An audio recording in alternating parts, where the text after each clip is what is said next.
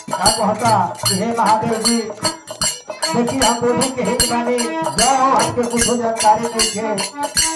पूरा भोग में का लागेला जो हमारा बुझाई है तो लेके हम आई जानी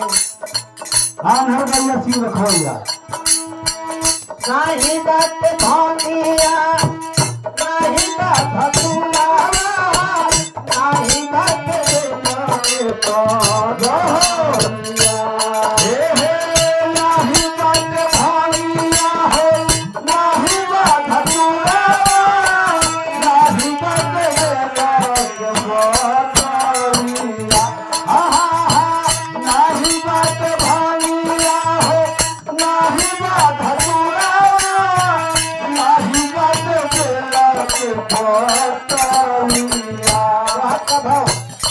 महादेव जी